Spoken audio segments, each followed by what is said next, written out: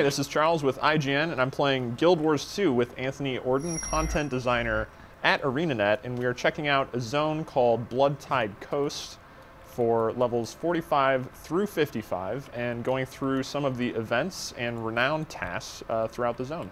How's it going, Anthony? It's going pretty good. How about yourself? I'm doing all right. I'm playing a Guardian here, and I believe you are playing a Warrior? I'm currently playing a Warrior. It's my favorite class. Or profession, excuse me, my favorite profession. Yes. Yeah, and I guess what's the backstory on this zone? What's the setup like? So Bloodtide Coast is a mid-level map, and it's pretty unique in that it's, for one, none of it was available in Guild Wars 1, so it's a completely new location. And it's also kind of a cross in between some of our more valley-looking hills and stuff, and the wetland stuff. And so it's actually really unique. There's really no other map in the game that uses quite the same level of beaches and palm trees, as well as hills and forests. And so there's a lot of unique terrain, a lot of swamps, and there's a ton of water. And with water and swamps, and apparently that comes along with pirates. So. Yeah. Lots of pirates on this map. It has a lot to do with the Lion Guard, who are from Lion's Arch. They do things like keep merchants safe as they travel to and from Lion's Arch, where they conduct most of their trade. So the map has got a real feel of kind of the Lion Guard versus the pirates. And then down in the south, there is the element of the Risen, the Orient undead, that are kind of pushing their way up into the north and kind of encroaching on Lion's Arch. Okay, and yeah, would you be able to just bring up the map and just kind of show that off, and just so the pirates are, I guess, scattered throughout the the zone? What we've got here basically is the Arch and Foreland, and so all we have explored right now is the Foreland itself. If we had been north, what we would see up here is Lion's Arch. So this is, for anyone who played the beta weekends, this is directly south of Lion's Arch, which is kind of the last map you can get to in the beta weekend. So this is a good place to go after you had just done Gendaran Fields, perhaps, or one of the other higher level maps that's east or west of Lion's Arch. And so what we're looking at here is basically these kind of foothills, and then further south is a couple of islands, and then even further south is more islands. And basically this map is just a whole bunch of islands and water. And on the islands, you'll find different levels of pirate control or Lion Guard control.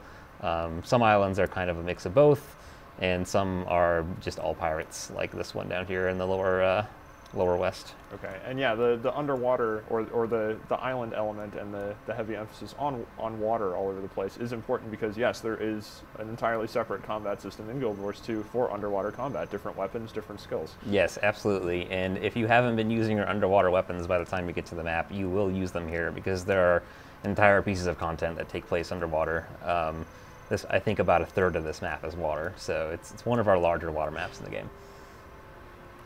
Cool. So yeah, and I mean, I think we're at a renown heart. Yep. So we started off pretty quickly. If you want to take a look at this scout here, who kind of tells a little bit of the story that we just went over. Hope you didn't come for the beaches. There are only the cutthroats and carnivores. Lion scouts have been recruiting help to guard the roads along the rampart bluffs. If you ask me, we need to help the German priory up at Broken Beacon. The treasures they've been finding attract all kinds of pirates, both living and dead. So a little bit of element of kind of, we're trying to protect the road, and we're dealing with pirates, and we're dealing with wild animals. And so this first chart here is mostly about the wild animals. Basically, what we do with Renown Hearts is we use them to establish kind of a regional story, and then which gets you nice and familiar with what's going on. And then hopefully while you're kind of experiencing this, you'll get to see an event, which usually should most often be related to the things that are happening you're kind of already working with. And so in this one, by this point in the game, players should be pretty familiar with, combat mechanics and stuff. So on this map, both myself and my partner, Devin Carter, who also worked on this map with me, we tried really hard to make Renown Hearts that were unique and had a lot of different feelings. So this one has this kind of, we're trying to quell the drake population, and one way that you can do that is you can surely run into the swamp and start killing drakes. If you speak to this NPC here, she gives you a little background about all the other approaches that they've been taking. One thing that she tells you about is there's poachers that are kind of riling the drakes up, and so she wants you to help her deal with the poacher threat. And so the way you do that actually is you interact with these things called frog juicers. I was going to say, I found a frog juicer over here. I don't really know what it's for yet. And you find yourself a poacher that is running around with a drake egg in his hand, and you smash him with it. That's about it. And so actually to use these frog juicers, you first need to capture a frog. And so I'm going to do that. And then I'm going to run over to this frog juicer here. And this is another element. I mean, I've seen this through a lot of the quests in the game where you're given an item and you have kind of a unique skill bar that is quest specific. Yeah. Yeah, and so this one, there's kind of a mini game of you have to kind of lead the target a little bit and smash the poacher with the frog pheromone is what the contents of this are. And then once you do that, the drake hatchlings that are inside the nest will actually come out and eat him once he's been unstealthed. So, by smash the poacher, did you mean aggro 3 drakes? Because that's exactly what I just did. That's one way to do it. You can do it that way. That's what Renown Hearts are all about, is giving you many ways to do it. So there's a couple other things that you can do around here. Mostly it's just the poachers and the killing drakes. There's also these kind of lion guard traps that are set up. And so you can put a frog, after you catch a frog, you can stick it here in this trap, and which will set the trap. Which gives you a little bit of renown, and then that'll probably attract a drake, in which case he'll trip the trap, and then you can use that to your advantage and kind of take him out. So everything you do is kind of loosely, at least loosely connected. We try to, give each heart kind of its own style of play.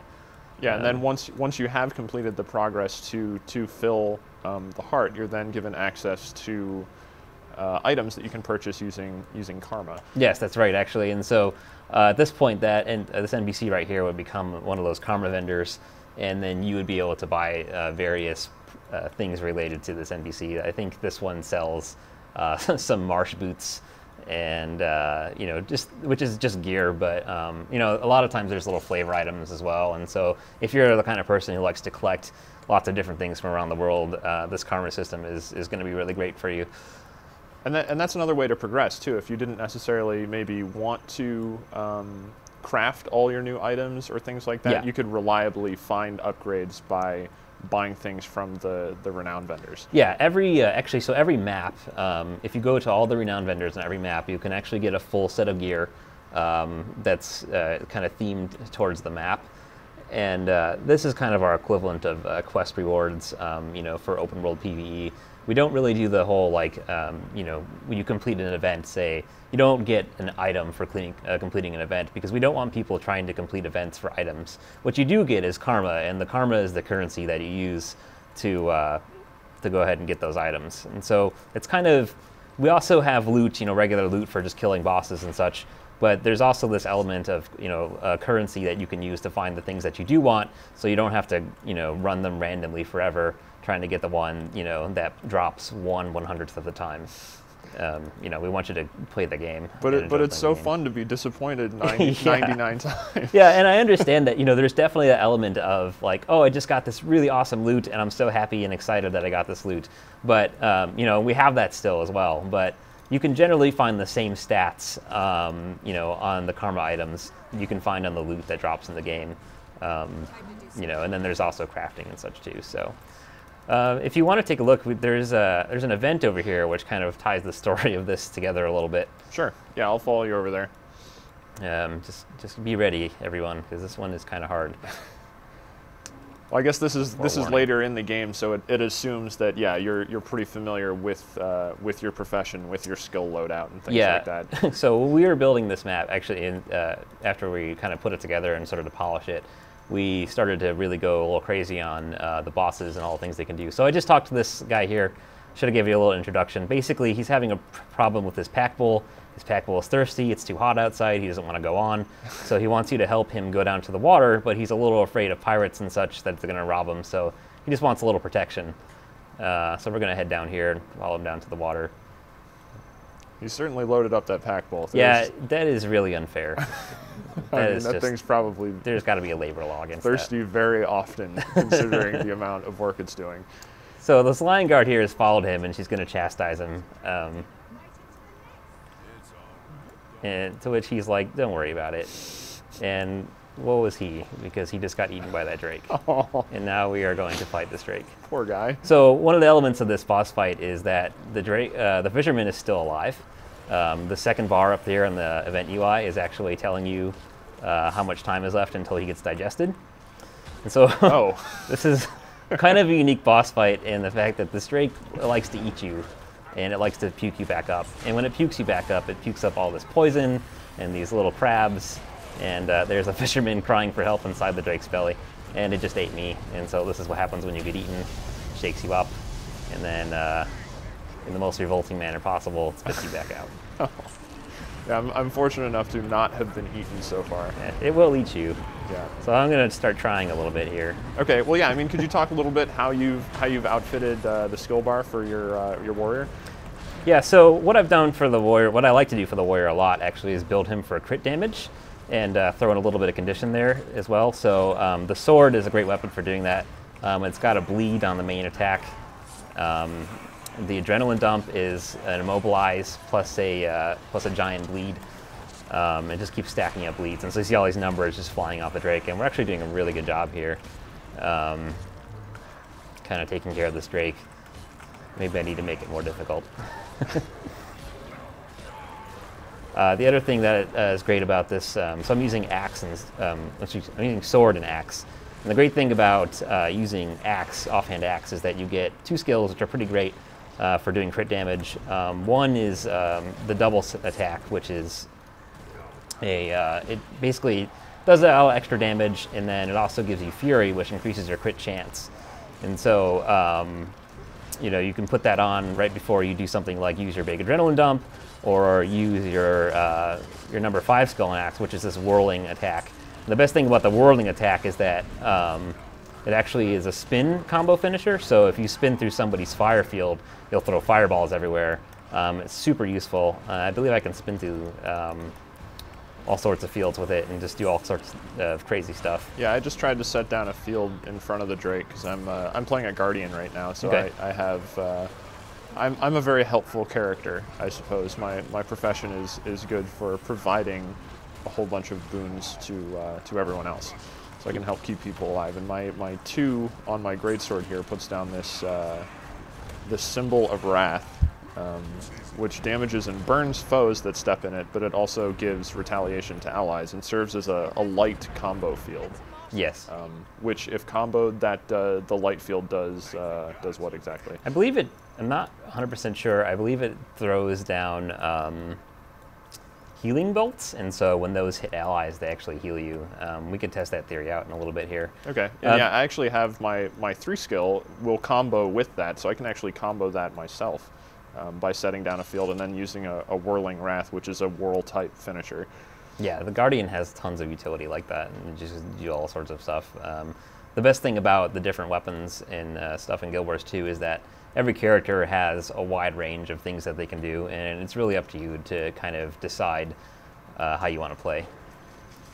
So we did kill the drake, and the fisherman was saved because we didn't allow we didn't allow it to digest him. And so one of the things that he does is he comes back up here and he tells you the story about being eaten by the drake, and he also mentions that he found the most amazing thing inside of it, which, if you take a look, is actually just a bunch of half-eaten boots. Okay. Oh yeah, it is. They're numerous half-eaten boots. Yeah. So sometimes we use merchants and stuff to kind of illustrate the effects that events have on the world, and it's also kind of it's just a fun way to tell stories. And I believe we did also fill out the renown heart while we were running around there. Yeah, you probably did. I haven't I really. did. I've been talking instead of playing. But I think I'll just skip this one and come back to it later. That's the best thing about renown hearts, is that the progress is always saved, so you don't have to worry about if you're running around with your friends and you see a cool event pop up, you can just take off in that direction and then come back to the heart later. Cool. Well, yeah, we will move on to check out a different part of the map and be back in a bit. Okay, so now I think we are going to head over to a different portion of the map, a western portion, I suppose. Is that right? Yeah, we're going to head up to the northwest, which is this place called Broken Beacon. There's a couple of things up there. There's a heart, a POI, point of interest. And so we'll figure out what's going on up there. We'll talk to this lion guard here who tells you a little bit about they need protection. They're a little worried that they won't be able to make it to wherever they're going. And so if you kind of dig into this conversation, they'll tell you a little bit about you know, how dangerous it is out here. And then you also notice that she's holding a chest, and you can find out what's in it, but she doesn't really want to tell you. It's obviously something special. So we'll just go ahead and accept her kind of quest, if you will. Is it a dragon? Which is, it's not a dragon. Okay. Just checking. But there's some interesting stuff in here. So yeah, this is kind of one of the ways that some events start. Some events have an NPC that will kind of wait for a player to help them out. And then we have other events that just, you know, start naturally on their own. And then if there's somebody around, then great. So we just got ambushed by a bunch of pirates.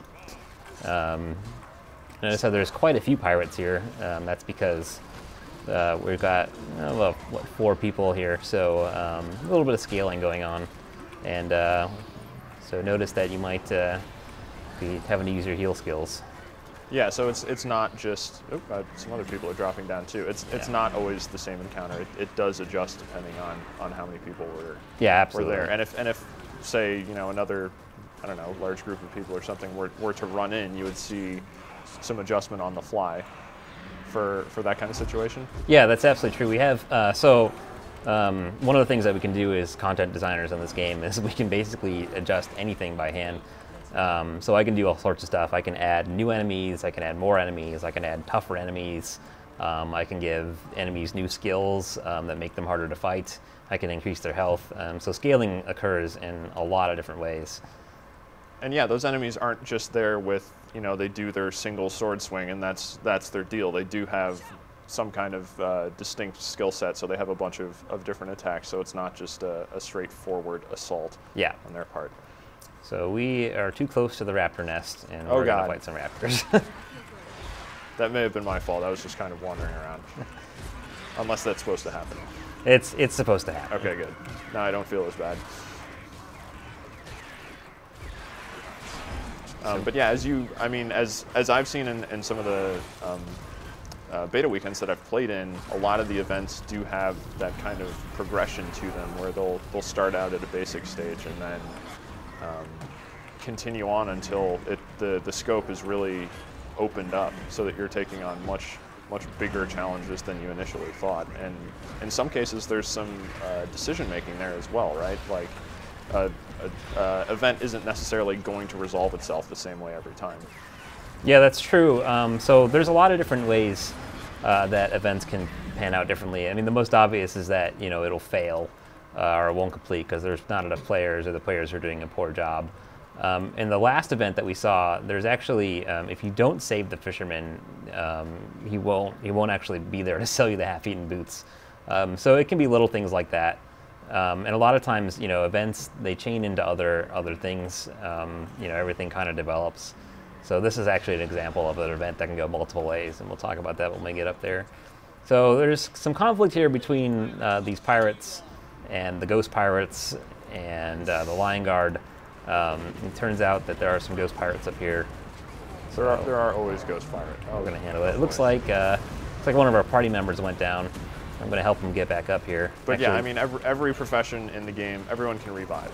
Yes, that is an amazing thing when you're in the middle of a fight and people are dying. And I mean, that ties into the kind of overall philosophy with the professions in the game, is that every class can't do everything, but there isn't like one class that will only heal and can do nothing else or something. Yeah, there's definitely no single role classes. Sure, you can play that way if you want, but I don't think it would be the best way to play. I do every now and then run into people who are trying to play, say, like a water elementalist as a straight healer, and I'm not going to do anything but heal, and they're probably hurting their party a little bit, because I don't think there's any classes that can occupy their time fully by doing healing damage or something like that. What types of attacks are these guys throwing at us? They're actually, so it's interesting, these guys are pirates, which usually kind of implies thief. So they tend to use a lot of daggers. Some of them do use swords and shields, a lot of pistols. Also because these guys are ghosts, they do some ghostly attacks. Some of them use fear. I've got a boss up here that uses a lot of fear. So yeah, it's interesting how the different kind of ghost pirates, things kind of come together and make really interesting enemies. We're doing a really good job of taking them down. We are actually, one thing to note here is that we're actually level 50. And this area is designed for level 45, level 46 content.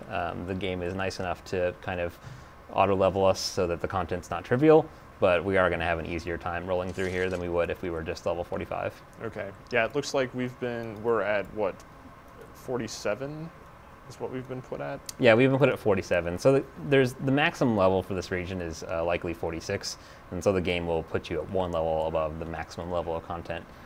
So if the maximum level of content is 10, then you'll be down level to 11, whether you're level 11 or level 80.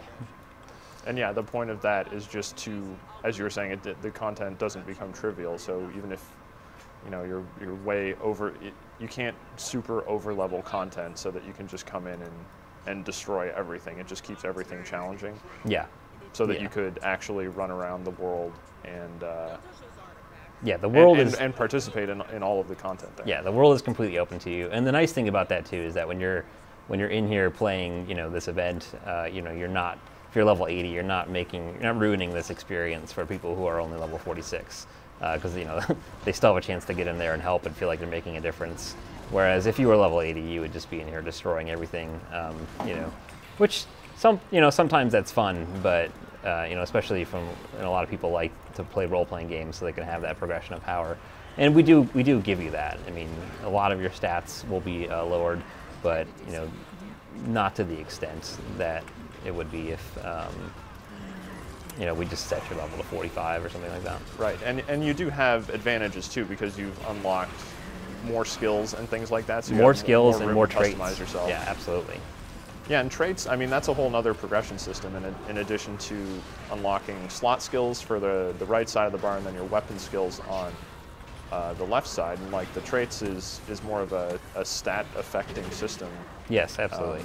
That you can invest in to modify what your character is effective at, but it also directly modifies some of the skills as well, right? Because you have stat boosts and then you get special effects throughout that you can slot in as well. Yeah. Yeah, there's quite a bit. Traits give you a lot of customization, not only for stats, but just for abilities. Sometimes they completely change your abilities. And since I wasn't really paying attention, I went down. Oh no! I'm going to try to rally myself. I did actually get a kill while I was down, so I got myself back up. So the way that works, right, is when you get downed, you get this down penalty, which is for every time you go down, you get less health the next time you go down, and so it's kind of a diminishing return on the mechanic. And so if you die 4 times within a minute, the next time you die, you won't go down at all. You'll just die. So we actually just failed this event. And it's interesting because we're obviously not having trouble surviving. I mean, I did die, but we didn't wipe or anything. The mechanic here was the pirates were after that treasure and they got it. And there was a second bar on the UI that said, how much treasure was left. And so if we didn't kill all the pirates before they stole the treasure, they just got it. And so that was not the desired outcome of the event for the perspective of the NPCs. And so now we have to kind of start over for them, and they want us to help dig up treasure. And so this event we call it a collection event. And the way this actually works is you can just kind of find treasure laying around. You can also pick up a shovel and go to these dig sites and dig up for treasure. And then I actually just dug up a ghost pirate. Yes, and so when all this treasure is cursed, and so whenever you dig up the treasure, you run into the situation where you're agitating the ghost pirates. And so if you kind of explore this region, you might find out more about the ghost pirates and how they're trying to kind of solve this problem by putting the treasure back in the ground, which is a lot of what's involved in this hard activity. Okay, so yeah, to complete this branch of this quest, because we didn't do the other one successfully, we would just we're just running around and putting the treasure back into the chest. Oh, yep. There we go. That's basically all you have to do here. The interesting thing about it is that, obviously you have the ghosts fighting back. The ghosts do drop treasure as well. There's a lot of different things going on. I tried to, whenever I do like item collection events like this, I always try to put a second element in, so it's not just picking up items. In this case, you're kind of, working, you're fighting and picking up items at the same time and kind of dealing with things that pop up. The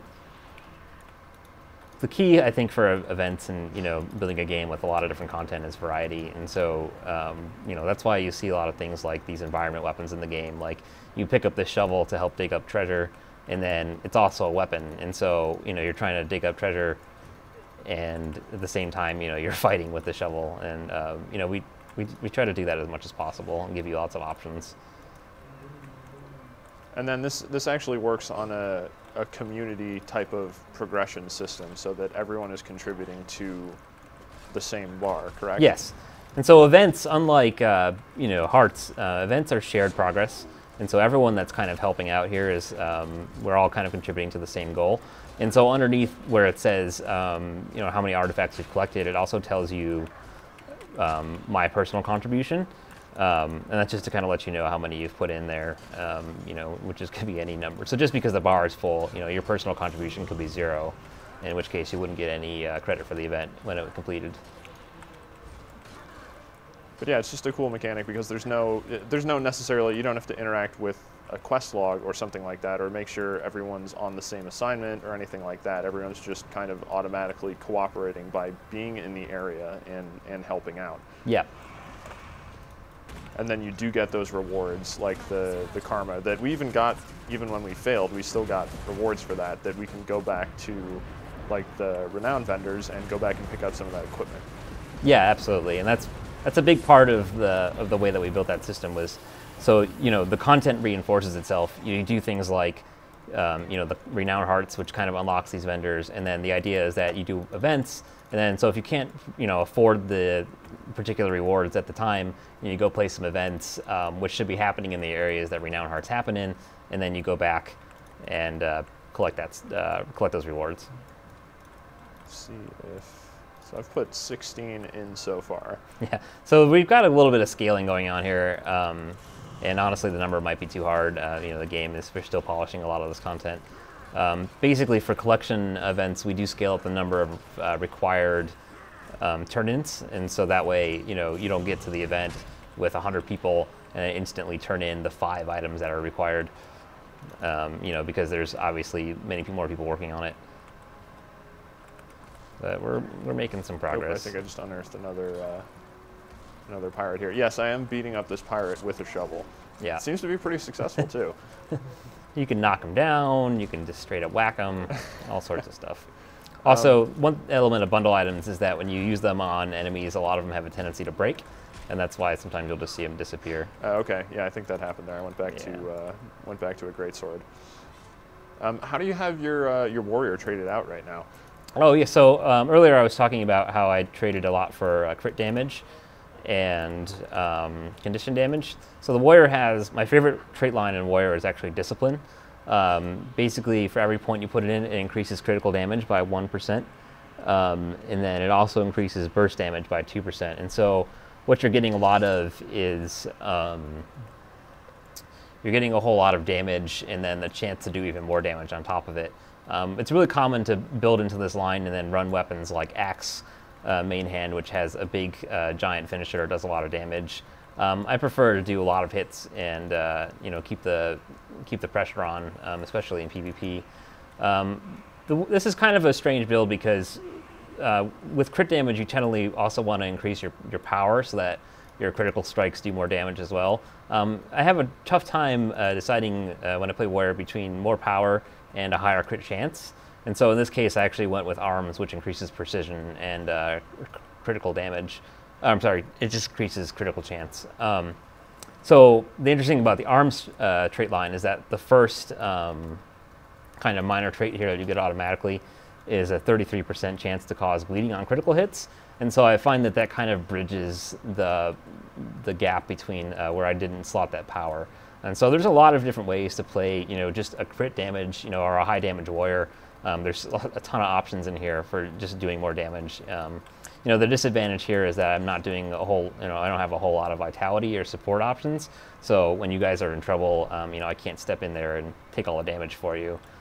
So to kind of complement that and work more with the party, I actually slotted three different utility skills that I think are mostly for support. There's Stomp, which launches foes into the air, and basically it's just a big giant interrupt. And the nice thing about it is also a combo finisher. It does a blast, so if you're in a fire combo field and you Stomp, you'll do a big fire blast. This is great for when you see an enemy winding up to hit your friend. You can interrupt that enemy and then give them a time to escape or get out of the way. I've got Shake It Off, which is it's a shout skill which removes conditions for me and my allies. So while we were fighting that Drake, I should have been using that to remove that poison. And I've also got Fear Me, which is a great skill for just managing, crowd control, keeping enemies away from your friends or yourself, and gives you time to, you can pop Fear Me and then,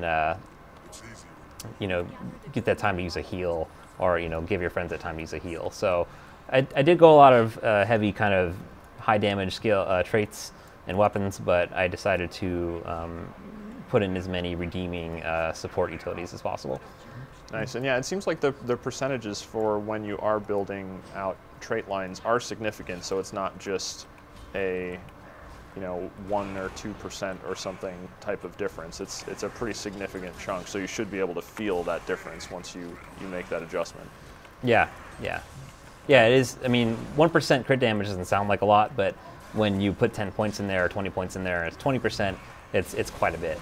So, yeah, once you have that end level character, then you're making a pretty significant difference. There. Yeah. It looks like we have a ghost pirate that has returned here after we filled the chest. Yeah, and so what happened was we stole his treasure, and now he wants it back, and so we're going to take him out. Had this gone differently, had we succeeded not the collection event, if we had succeeded the event where we were defending the treasure, we actually would have fought a different pirate, and not just one with a different set of skill, or the same skills and a different skin. She's actually one of Covington's quartermasters, and she has a ton of just terrifying skills. She calls in cannon barrages. She does a bunch of burning attacks, and she's got a pistol shot that makes her bounce around the area. Very daunting boss, and it plays completely different. And so because we had failed that one event, not only did we get a different boss, but we also got that collection event. And so that's kind of one of the ways that players make a difference, and the things that you do make a difference in the game. And then I believe in this area there's also just a discoverable point here that I guess those are scattered all around the map, just points of interest that you can just find, and I believe you get experience bonuses for doing that. And that's just another way to kind of lead players around the map to some cool parts, I guess. Yeah. So we have two kind of go-to locations and look at things, sort of elements. There's points of interest, which you just covered. Basically, as soon as you go there, you unlock the point of interest, and it tells you what the name is, and you get a little chunk of experience. And then we also have vistas, which are somewhat new to Guild Wars 2. We recently added them. And what those do is that actually you go up to them.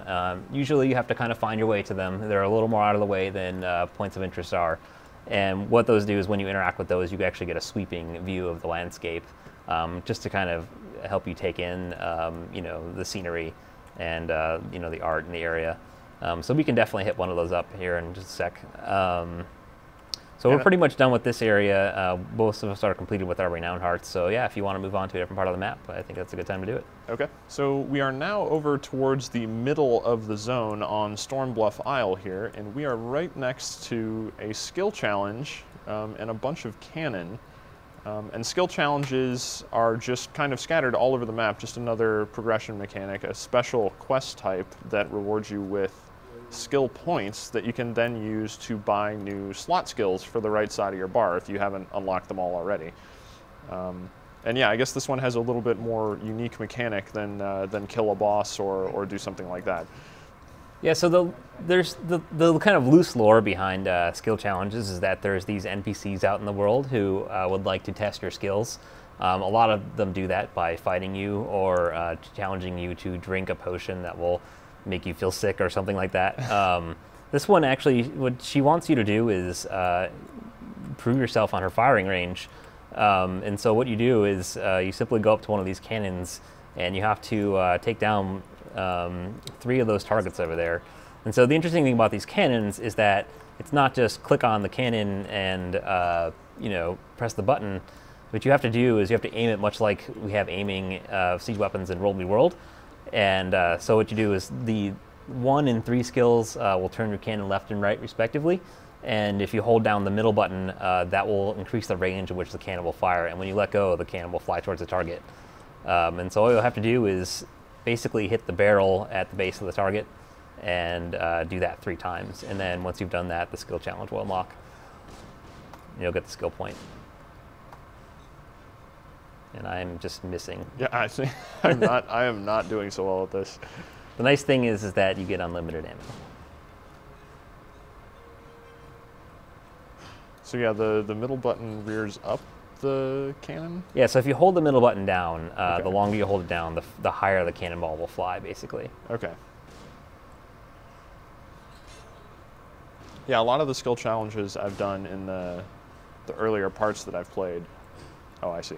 I did it properly that time. Have been more boss fights. I don't know if I've done the one where you get sick and you have to drink a potion and something terrible yeah, there's happens. a couple of ones where you drink. There's one where I think you drink an ogre's special concoction of something juice and it turns you green. There's just lots of different little things that we have scattered around the game. I'm going to try to aim for a different one here. And so you get skill points this way, but there isn't necessarily, this isn't necessarily the only way to get skill points. Well, yeah, you also get a skill point every time you level up. And the interesting thing about that is that after you get to the max level, which is 80, you can continue to kind of quote-unquote level up. And basically every time you fill your experience bar at 80, you get another skill point. And so the number of skill points that you can get is basically unlimited. And so once you have filled all of your once you've purchased all of your slot skills, which I've actually done on this character already, you can spend them on other things, other kind of secret things in the game, which are very, very rewarding. So, yep. And then the other element. Can you say what the secret things are? Well, I think one thing that we've already kind of disclosed and talked about is the Mystic Forge. And there's a vendor. So there's a thing called the Mystic Forge in Lion's Arch, which is kind of, it's a little bit like a kind of a lottery almost, in that you put 4 things in, and then based on what you put in, you'll get a random thing out. There is also a number of specific recipes that do very specific things, and some of those things are quite powerful. And most of the things that are quite powerful involve some sort of investiture and skill points. And so there's a vendor near the Mystic Forge in Lion's Arch who will sell you various things for skill points. And those things, if you know what to do with them, are quite good. Okay, and yeah, I guess even if you got something out of the Mystic Forge that wasn't something you're going to use all the time, it would still do pretty well on the trading post. Yeah, absolutely. Yeah, so one of the best uses for the Mystic Forge is actually to further yourself economically. I'm not going to give anything away, but the secrets of the economy. Because I'm going to keep those secrets for myself. No, there's quite a bit of play in the Mystic Forge. It's not just 4 items in, 1 random item out.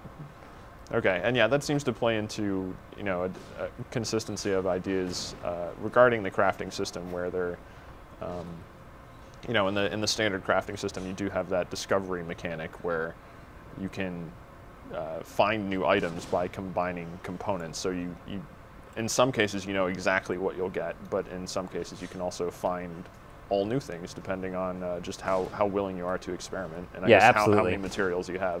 Yeah, and the interesting thing about the Mystic Forge is that the UI is actually pretty much the same as crafting, in that you put 4 things in there and it tells you when you've got something that will make something, so you don't have to just chuck random items in until you find something that works. It tells you when you've got a successful combination in there.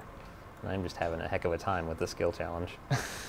This really is a skill challenge. I mean, you do Yeah. have to do it properly. Yeah, this is actually pretty new. You know, we just kind of started adding more of these kind of unique skill challenges to the game. And one thing that when we initially started, you know, skill challenges and the system of earning your skills by doing things out in the world, I think we had decided that you would only have skill challenges for every point that you could get. And then we kind of iterated on that feature a little bit, and you know, we decided that, you know, skill points can be used for a lot of things, and you can get a whole bunch of them. And so, you know, there's really a good incentive to go out there and get tons of skill points. And then the other thing too is, so I just finished the skill challenge, and I got a bunch of XP for doing that. And that also, this is one of the tasks kind of listed on my world completion UI, which is basically, it kind of gives you an idea of how much the game you've actually played. And so it also breaks it down by the map that you're currently on. So you can see on this map I've done 1 out of 13 hearts. I've discovered 3 of 15 waypoints, 3 of 18 points of interest, and I did 1 skill challenge. And so there's one other element of map completion that we can talk about real quick, and that's vistas. And what you see over there on the hillside, that kind of floating scroll with the light near it, that's a vista. And so what we need to do is figure out how to get over there. I'm going to take a shortcut. Yeah, jumping off of this. Okay, yeah, that is survivable. And a lot of these vistas are kind of hidden in such a way that you can see them from many angles, but it's not always easy to just run right up there and grab it. So in this one here, we might have to do a little bit of exploring around the cliff. And so the advantage here, right, is that not only are you're kind of going to get the experience, but you might find things along the way, you know, like events and things to fight that you know, will also get you experience. Yeah, I noticed in like the Asura starting zone, a lot of them were platforming puzzles where you did have to go try and find a hidden staircase somewhere to be able to climb to the rooftops of buildings and get that vista experience. Yeah. Yeah, there's kind of a staircase. One of the great things about that, I think, is that I actually spent a whole bunch of time in the Asura zone in the last beta weekend event, just helping people kind of discover that and stuff. And it was a really great kind of social feature that just kind of, you know, became a social feature rather, that, you know, we started working together and trying to figure out how to do this stuff together, and then kind of sharing that knowledge, you know, is a great way to kind of just meet people playing the game. And there are some potentially more challenging events, as I understand it, hidden throughout the world. Absolutely. As well, that aren't necessarily pointed out on your map, so you can kind of stumble into them as you play. Yeah, which I don't want to. I guess I don't want to give spoilers on exactly what that is. This is very true. There are lots of hidden challenges that are not on your list of things to do per se, but they are rewarding in a lot of different ways. So one thing that's also interesting about this is we're up here killing basilisks in kind of a remote area. You probably wouldn't come up here for much other reason than to actually get the vista. But when we did, we had to fight a bunch of basilisks, and when we did kill them, we got a bunch of bonus experience, because one thing that we do in Guild Wars 2 is give you bonus experience whenever you kill a monster that hasn't been killed by anyone in a while. So the longer it's been alive, you can get more experience. So just another kind of added bonus of going out and exploring these areas. I have a question. If somebody else was doing that skill challenge right now, would we have to dodge cannonballs? No, so I set it up so that you would not get hit by those cannons. Those are training rounds. Okay. So no worry there. So I've just activated this vista, and what I'm looking at right now is the kind of mini cinematic that basically just shows you what this fort is all about. This is actually a Lion Guard haven. The Lion Guard are a faction of NPCs that set up safe places for merchants to travel. And this one is a lighthouse, which is pretty fitting for the area. It's also called Stormbluff Beacon, and it's very stormy up here. That's appropriate. And yeah, we did get experience for that as well. It seems like doing pretty much anything in the game will get you some kind of experience. Yeah, this is absolutely true. There's not much you can do in the game that won't give you experience. And we really wanted to kind of reward that kind of exploration and like doing lots of things. You get experience for gathering, you get experience for reviving people, you get experience for crafting. You know, you can just play the game how you want to play it. you know, and then not feel like you have to go, you know, like, oh, we have to go kill these bats because I want to get more experience so I can go explore in the next zone. Yeah, and I guess that, you know, that because the leveling, the amount of experience you need to get to the next level is not entirely flat from level to level. It does bump up a little bit, but it's not these huge increases between levels. So maybe there's less of an emphasis on obsessing about being as efficient with your XP gain as possible when you're on your way to the level cap. Yeah, because really, I mean, XP, you know, levels in XP in Guild Wars 2 kind of serve as, you know, a guide for what content you should be playing. And it also gives you a nice progression of, you know, power and skills. So we kind of introduce the game, you know, to you, you know, progressively. And so, you know, beyond that, it's not some sort of gating mechanism where we want you to earn, you know, high level content. You know, we don't save anything for, you know, level 80. We really just throw it all at you throughout the game, and we want you to enjoy the entire game. Cool. So yeah, I guess should we head underwater next? Yeah, let's go check out an underwater area. So now we are swimming around underwater on the Bloodtide coast map, and yeah, as you were saying before, there is a lot of water on this map. So it seems like there's also been a lot of content built under the surface for you to take part in. And the way it works in Guild Wars 2 is that you actually have a different weapon skill set when you dive underwater. So everyone uses different weapons and doesn't really function the same way as they do above the surface. And I think there are 2 weapons that you can use underwater, correct? Yeah, so there's actually, if you are a warrior, like I am, you can use the harpoon gun and the spear. If you are some sort of a caster, like an elementalist, then you'll probably get the trident. I believe as a guardian, you have the trident and the spear. So yeah, you do get 2 separate underwater weapons that you can switch between, with the exception of the elementalist and the engineer, who, just like they are on land, they're kind of only able to use 1 weapon, but they make up for that by being able to switch. Like the elementalist can switch in and out of attunements. So really, they have 4 weapons in 1 already. And there are jellyfish down here. There are whales. I understand we cannot attack the whales. Yeah, so the whales are passive creatures, and we don't really fight the whales. Okay. There are much more dangerous things down here. Right now, we're in a Quaggan village. The village itself is, well, let's see. If we get the point of interest, which should be somewhere around here, the village's name is Vanaruva.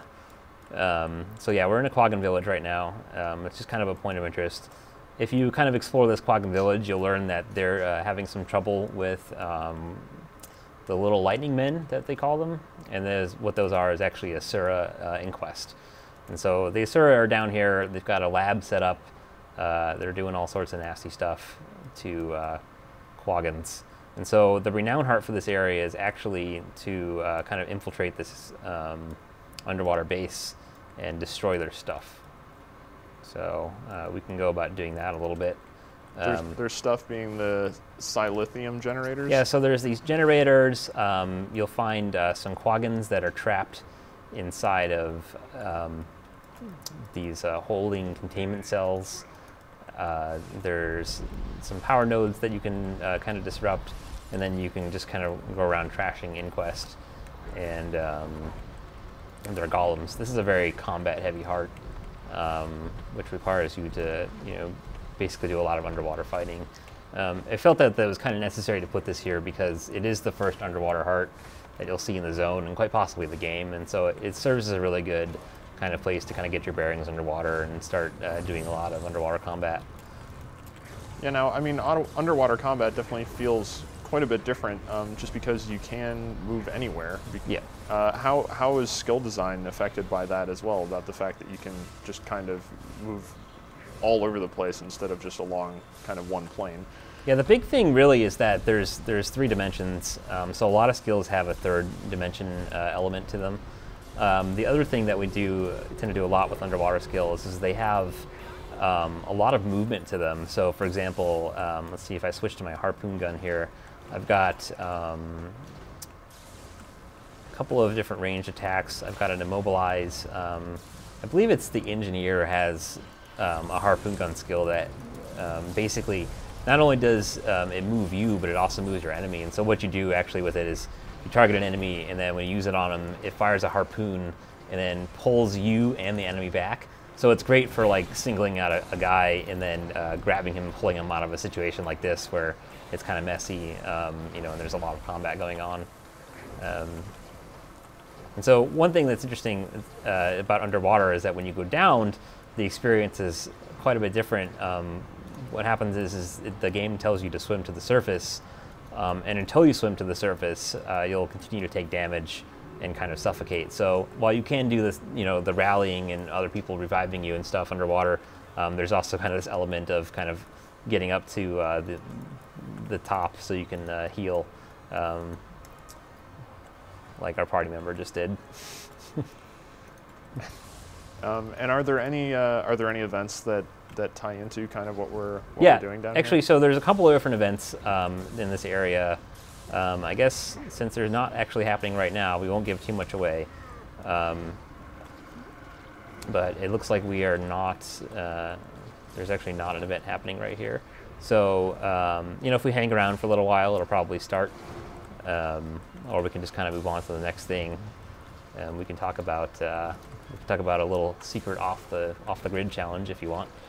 Okay, yeah, is that in this area? Yeah, that is actually in this area. Yeah, I'm all for checking that out. Wait, does it have to do with this large glass pane in the side of this? It does. This mountain over here. Okay. And as soon as I get away from these guys who are killing me. Oh, sorry. Yeah, That's I should probably be helping out. I'm just like, oh man, look at this. It's very easy to get wrapped up in exploring and kind of hanging out in the world. Okay, I'm trying to revive right now. I don't know. Thank you very much. So another great thing about the warrior that I like a whole lot is that he has an excellent down skill, which is get back up.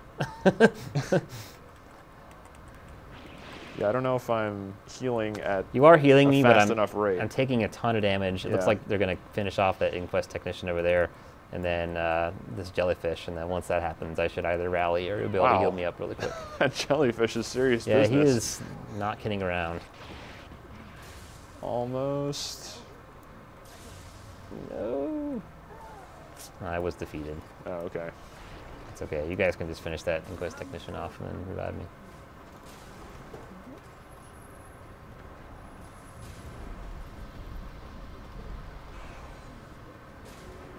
There we go. And then, yeah, if you have multiple people reviving on the same target, it goes a lot faster. Yeah. And also, yeah, also goes faster if you're not in combat. If you're not in combat, right. Absolutely, yeah. Yeah, that seems especially important for like PvP situations if you want to keep everyone up and fighting, especially in the arena. If you want to properly defend a point or something like that. Yeah, well, it's a huge strategy in pretty much all of our combat or all of our content. You know, rezzing is a big part of PvP. It's a big part of World v. World. It's a big part of you know, dungeons. You know, the thing is you don't want to go down, but it's, you know, it's going to happen. You know, people will make mistakes, and then the big part of Guild Wars 2 is that, you know, death is not the end. You know, it's not that. You know, it won't ruin your day. You know, you can recover, and then, you know, the best part about it is that, you know, your friends can help you recover. So where we are right now is kind of an abandoned lab. There's a whole bunch of kind of half-functioning Sura technology in here. Okay. There's lightning turrets. There's lightning everywhere. turrets. There's lightning turrets that shoot bouncing lightning. And so what was going on with that wall when we came in here? It just kind of fluctuates? Yeah. So it appears that whoever built this lab had some sort of defenses in mind, and that he's no longer here. So this area, it may appear without purpose, but it actually does have a purpose, and there's a pretty big secret to discover down here. And there's a couple of things that will pop up. One of the interesting things is, as soon as we get rid of this lightning turret. Sorry, I'll help you take out the lightning turret here. But yeah, we didn't have to do anything special to access this area. It's just that door was just flickering on its own. Yeah. So there's a panel here. All it says is enter sequence verification. I could give you the answer to this, but I'm not going to. But that will do something. It does something. Also, somebody else just did something. Uh-oh. So there's a lot of moving parts to this little lab, and a lot of mysteries to be solved. There's a floating data recorder over here. Yeah, there are some data recorders left over by the person who built the lab. His name is Professor Portmat.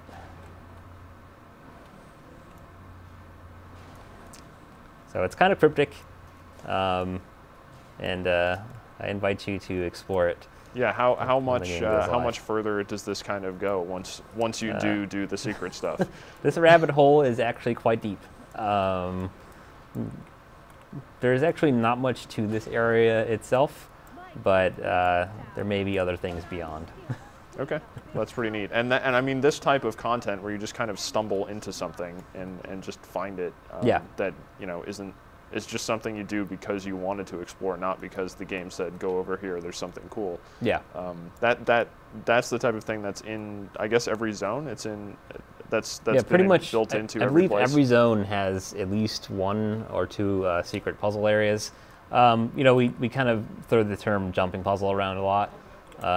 In this map, we decided to not do jumping, so this is just a straight-up puzzle, and like I said, not required for map completion, not required for anything that the game kind of gives you an objective. This is just solely for fun and maybe a little bit of treasure. Cool. Yeah, I guess is there another part filled with pirates that you wanted to show off? Yeah, absolutely. We can go take a look around Tide of Covington's island. Okay, yeah, let's travel over there. Okay, so now we have a serious event happening here, and there are cannonballs everywhere. Yes, indeed. So what we're doing right now is part of what's called a meta event. And so meta events are kind of big world events, you might call them, where an entire section of the map is involved in an event chain. And so in this case, what we're doing is we're actually raiding the base of the Pirate Admiral, Tide of Covington. And so what's kind of going on here is we're supposed to be defending this galleon from cannon fire, which we're actually doing kind of a poor job of because it's almost dead. But the galleon was supposed to break down that gate.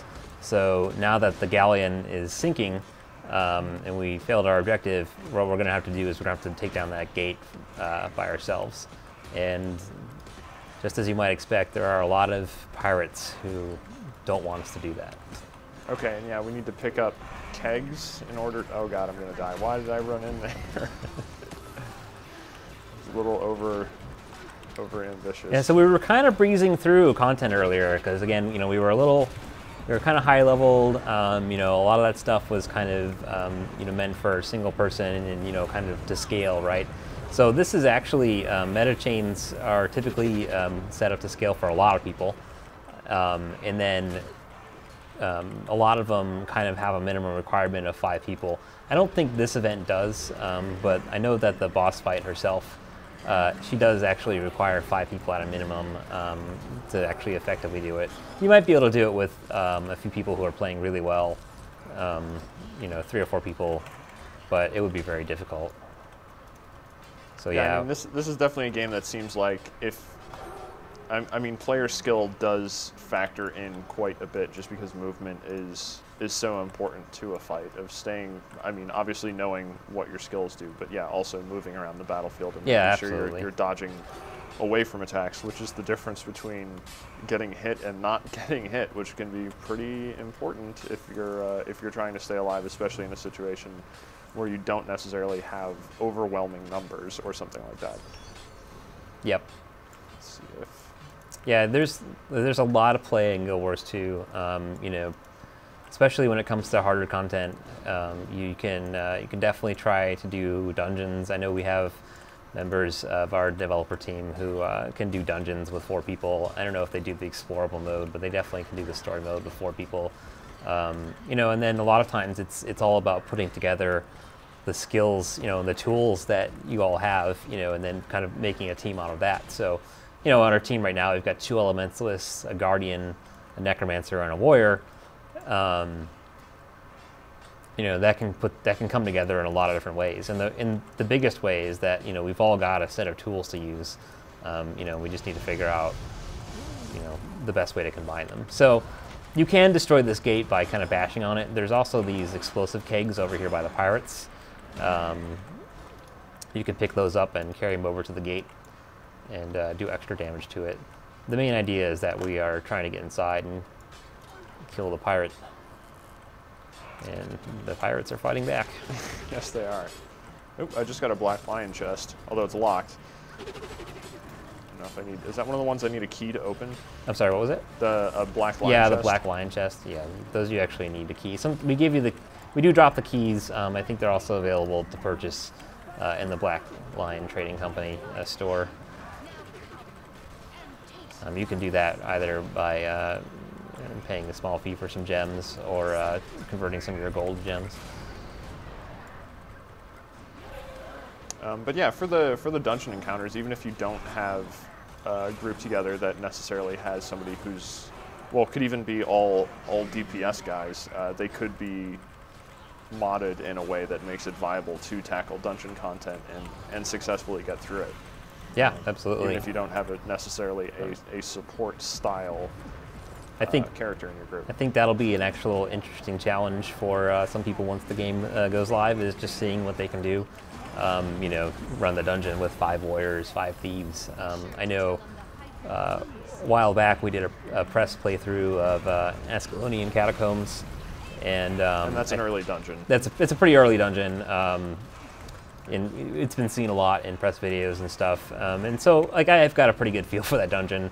And I think we ended up, we kind of just let everyone pick their class, and so we ended up on a team with mostly elementalists. I think we had a mesmer, and so we were like, well, we don't really have anyone that can take damage. So what I did was I was a thief, and I just completely traded out and kind of spec my thief to do sort of active tanking support, and I would just basically use the thief's deception abilities to do a lot of blinding attacks and interrupts and stuff, and we were quite successful that way. Yeah, so we are fighting the champion, Admiral Tida Covington. Oh, I came back up, yeah. Jeez. My initial reaction was to run directly at the boss and start attacking, so yeah, that was probably not the best idea. I'm going to try to play well here. Okay, I'm going to try to not constantly die, which I seem to be doing pretty well at so far. So this would be a good time to talk about kind of a... So should I just try and revive you at this point? Is that the best idea right now? Yeah, definitely. If your allies are down, just try to get them back up. All right. Oh god, now everyone's down. Yeah, we're not doing so great. I'm trying here. Okay, Nope. good. Got one.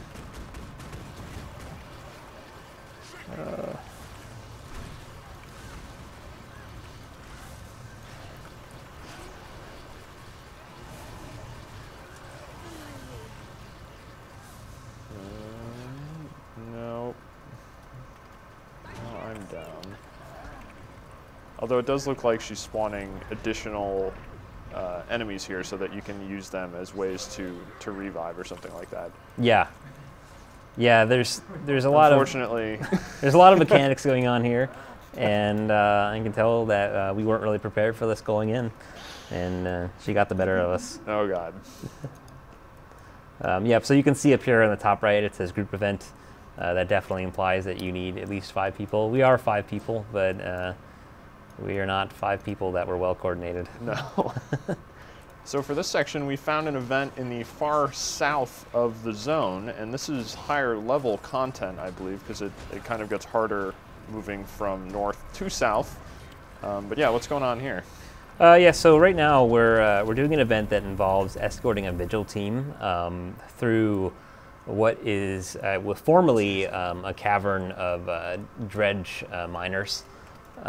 They have all been destroyed and wiped out by the mysterious risen undead that are coming from the continent of Ore. So this is kind of, we're kind of exploring the later game kind of darker themes of Guild Wars 2, which is basically this zombie horde that's just rising from the sea. just consuming everything. So just to kind of contrast, you know, with the pirates, you know, this is more a little more serious content. It kind of highlights the plight of lesser races that have been displaced completely by the undead. Okay, so yeah, you do get that. I mean, in addition to the greater challenge, moving to the more difficult content, you do get a shift in tone too, so yeah. that it is a little bit more grim, I guess. Yeah, and so a lot of the southern half of this map is all involving kind of like this one is dredge. There's some Skrit on the other side. There's some Quaggins who are trying desperately to hold their village against the undead. There's also some Hylic. So a lot of this is kind of just highlighting the plight of you know, people who aren't living in big cities, you know, and how they're dealing with it or not dealing with it. So right now what we're doing is the Vigil is a faction of NPCs that you can actually join in your personal story.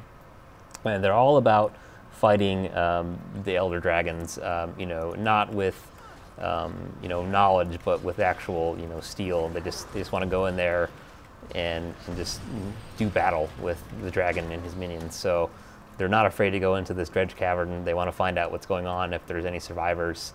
And so we're escorting this team. And so this guy, who's quite brave and used to fighting dragon minions, is having a bad feeling about this. Well, that's not a good sign. So we might be in for some scrap. I think we've got trouble coming our way. Yes, from both sides. Protect yourselves. We've got a risen grub. Yeah, so they're coming up from underneath us. They're coming up from both sides. We are completely surrounded. This is one of my favorite things about Guild Wars 2, you know, is that the game is very, very multiplayer, and you know, just in practice, you know, a lot of quests in traditional MMOs, they tend to be structured around one person fighting one mob at a time, you know, whereas in Guild Wars we really just throw a lot of stuff at you, and you know, we throw players into situations, you know, and just ask them to react and just play, you know, without a lot of posturing and kind of procedure. Yeah, and I guess I haven't pointed out that attacks that you do in front of you with, well, with any weapon that really does a kind of sweep, it will just hit other targets. It's not like you're locked into whatever target you happen to be facing or something like that. That is actually one of my favorite things about playing a melee character in general, is that a lot of them you don't have to really target at all. You know, you can play Guild Wars 2 without doing much targeting at all, especially if you're playing melee or characters that shoot ranged weapons. Kind of a scarcer known aspect of the combat in Guild Wars 2 is that if you have a ranged weapon that shoots a missile, like a bow and arrow or a rifle, and you aim it while you're holding the right mouse button to control your camera, the projectile will actually fire in the direction that you're aiming. And so you don't have to have a target exactly. You can just kind of shoot in that direction and then hit stuff. Okay, yeah, I guess that would be pretty useful for like rangers or something like that. Yeah, I mean, it just kind of speaks to a style of play. Right now I've got auto targeting turned on, so when I do hit something, it gets promoted to a full target, and then I don't have to aim anymore. So it's just kind of one less step. It kind of makes the combat feel a little more action oriented. It's not really, I don't think it's a heavily advertised feature, but you know, a lot of people do have some difficulty, you know, adapting at first to, you know, hey, I swung my sword and I didn't hit anything. You know, that's because you're not in range. And the reason for that is not just simply to make the game harder. It's also, it kind of uncovers a level of depth that is not present in a lot of kind of traditional MMOs, and that if you're, you know, just because you're not in range when you press the button, it doesn't necessarily mean in range. You won't be in range when the skill actually fires. There's a lead-in time for the animation. There's also, you know, the time that it takes for a projectile to travel. So if you shoot a rifle or a bow at an enemy and he's not in range, he may step into range by the time that skill arrives. And so there's this kind of level of deeper play that is available because we don't do things like forbid you to activate a skill when you're not standing right next to the guy. You know, and then also, you know, positioning matters a lot, you know, even for melee weapons, you know, because I'm standing in a certain place, I can hit 3 targets with my sword sweep instead of, just 1 or 2. Yeah, and I guess that ties into rolling too, because instead of, if you wanted to dodge away from an attack, maybe dodging backwards isn't the best idea, because then you're dodging out of attack range at that point. Yes. Yeah, and then the other thing too is that, rolling, people use rolling all the time to get themselves into combat. It's just as much as they use to get out of combat.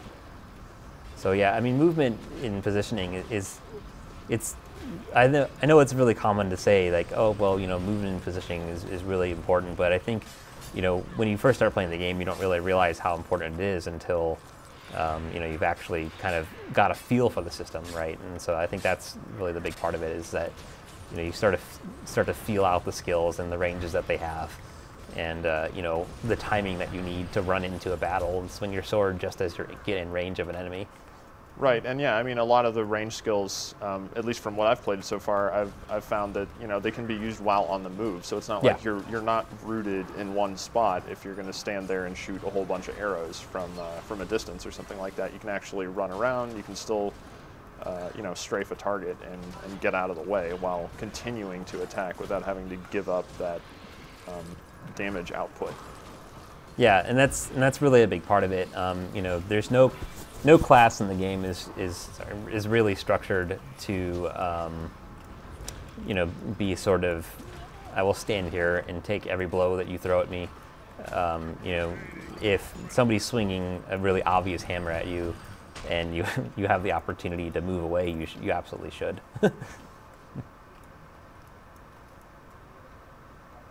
Well, we seem to be doing much better during this event than we did during the last one. Yes.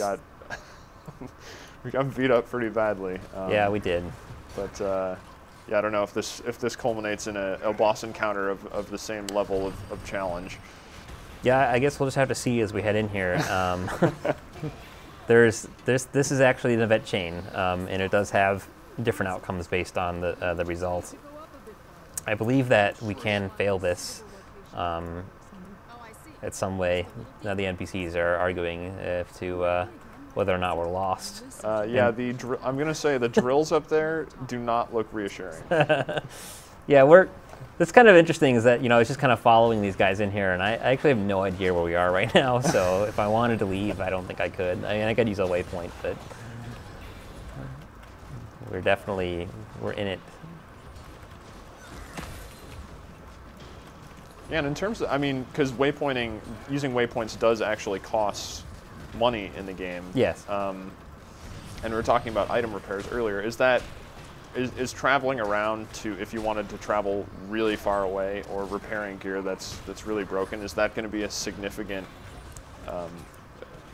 money sink, I guess, or a way that you would be spending money aside from just buying things on the trading post? It really depends on it depends on the person. It depends on how often you die. It depends on one thing about gear replacement or gear repairs is that, there's a good chance that, especially when you're leveling through the game, because levels don't take a terrible amount of time, you actually are likely to just replace your gear, as you play through. And so you don't have to worry too much about armor costs if you're not dying a whole lot.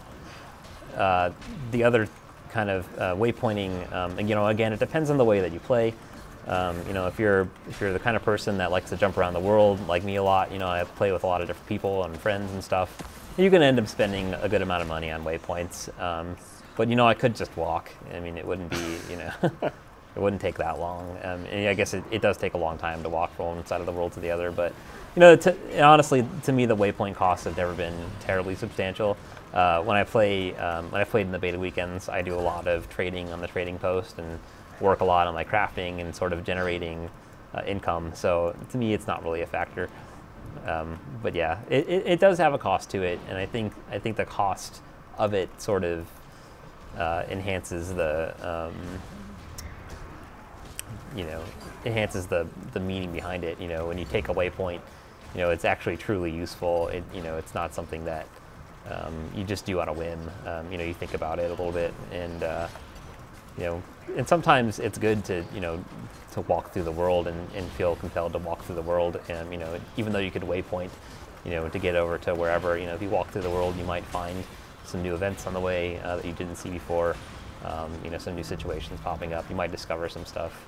You know, so it just depends on the person. Right. And if you were somehow able to accumulate a whole bunch of money, what things in the game are there to spend that money on? I mean, I know people could price things or put things up on the trading post that would be expensive, but are there other things in game that you could really spend that money on? So a couple of the really big ticket kind of items that you can purchase outright are things like cultural items or cultural gear.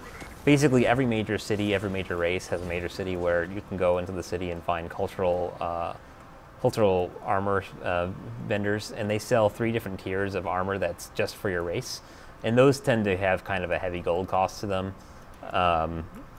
And really, you know, it's more reserved. Again, these armors are not, they don't have the, you know, the best stats or anything.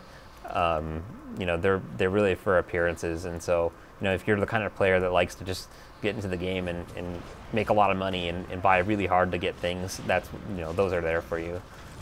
There's also sometimes people spend a lot of money in World versus World buying upgrades and siege weapons. There's a factor there as well. And then, you know, on top of that, there's we've also talked a little bit about legendary weapons and crafting. You can spend a lot of money on crafting, you know, crafting the best gear in the game, and crafting, you know, really good stats for your character or your friends. And, you know, on the other side of that is you can make a lot of money in crafting too. So, you know, there's definitely things out there you can spend your money on. You know, and if you're not interested in those things, then, you know, you're probably not interested in making a lot of money either, and it probably won't be too much of a concern for you.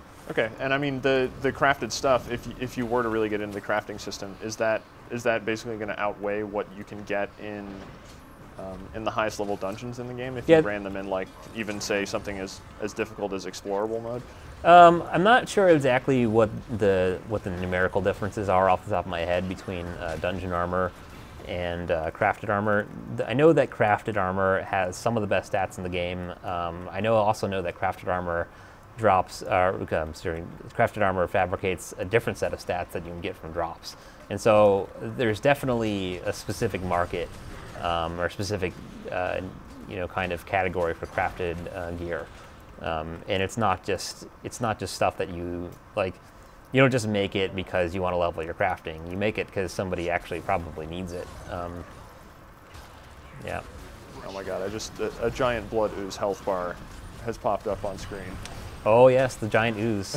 Yeah, so we did lose a party member on our way here. He had to step out.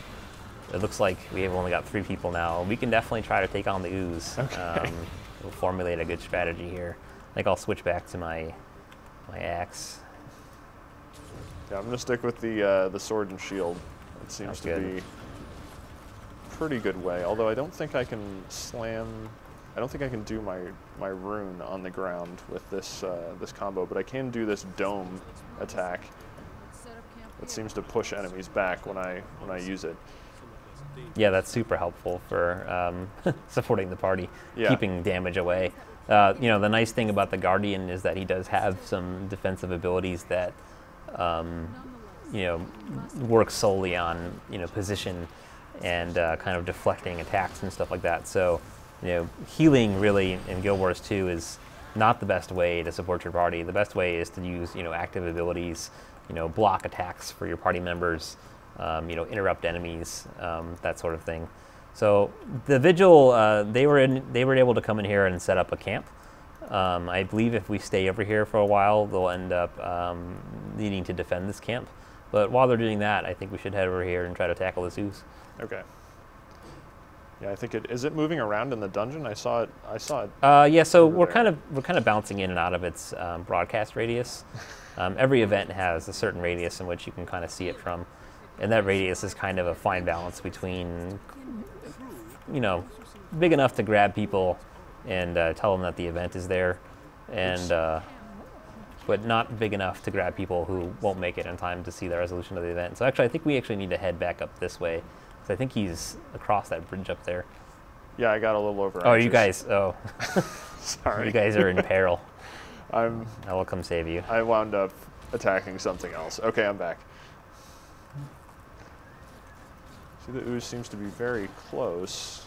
Yeah, so he is actually up on a ledge. We'll have to walk over there.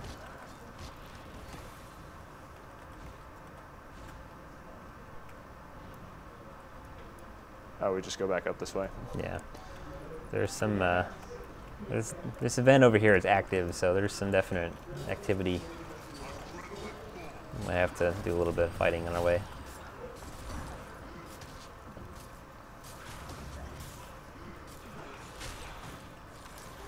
Oopsies, I didn't want.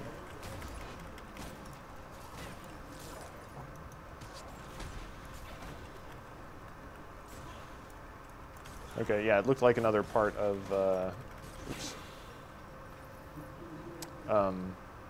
Yeah, where the tent protection over there. Yeah, it looks like they're doing that now. Yeah, so that will probably fail and lead into a different set of events because we're not going to be around to help them out. Tents are pretty cheap, though. I mean, they should be able to get Yeah, tents. they've probably got plenty of those. They'll be fine. Yeah. Yeah, that's one of the great things about the event system, though, is that you can. Oops, activating this combo field. It was a pretty cool combo field, though. It is a cool combo field. Yeah. So one of the cool things about events, obviously, is that you can see lots. You can see the same part of the game, and yet see a different game. Every time you go through there, depending on what's available.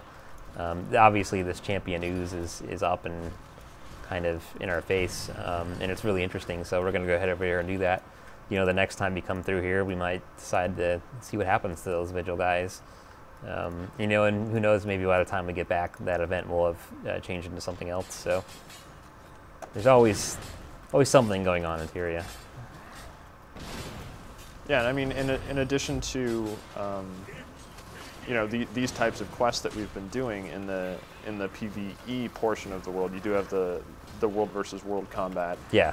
The large scale PvP stuff, in addition to the arenas. But then there's the story element of the game, which we haven't been seeing, the personal story element, that are more, well, they're closed off quests where you get kind of a set storyline with actual cinematics with spoken dialogue and things like that, where you can make choices as to how the story progresses. And I guess those are quests that you will take on at various level ranges as you move throughout the entirety of the game, and has kind of a, well, I haven't gotten anywhere close to the end yet, but it does have some kind of end point to it. Yeah, It tells tells a complete story. Those stories have a beginning and an ending, and I think the major reason that we have that is to kind of fill that role and support that kind of content. For people that are looking for that, and variety is good, and so it's always nice to be able to go to a part of the game, especially personal story. There's such a wide range of personal story missions that range just from doing things that are related to your origins, and your race, to doing very large world story kind of things like fighting dragons and really. Sorry, I got distracted. Is this the giant ooze? This is the giant blood ooze. Also a daunting opponent. Is he gonna knock? Oh my God! What just happened? There you go. And I'm dead. We fell right into his trap. That was so fast. He was just like, "Oh, you're gonna stand on that bridge, are you?" Well. So key is, do not fight the ooze on the bridge. Yeah. Yeah. Yeah, he basically just spat me out and knocked me into yeah, the I think I ground. can jump down there and revive you. Oh, nope, I'm going to get swarmed here. I'm coming down. Slowly. Is he going to follow? Well, I think we left our other party member up on trying to fight by himself. He'll be fine. Nope. Nope. Nope, he's not fine. Not so much. Yeah, it looks like I'm going to have to. Okay, so actually yeah, keep this guy on. giant blood ooze, maybe a little bit beyond our capabilities right now. I think we just went in there without a plan. Yeah. There he is. Well, he was bouncing around. He looked like he would be, and he just kind of jumped out. But I mean that's not all of Bloodtide Coast. There's still Yeah, a portion to the east that I don't think we really uncovered. we've seen not very much of this map. Okay.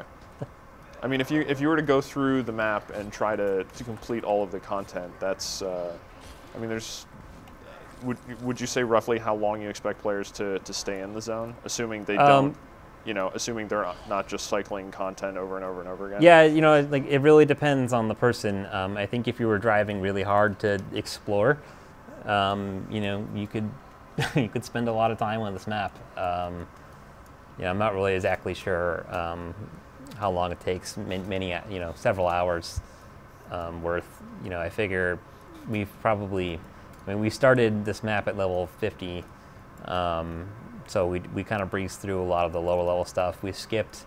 We didn't really touch anything around the level 47, 48, 49 range, or 50 for that matter. The tightest island was 50.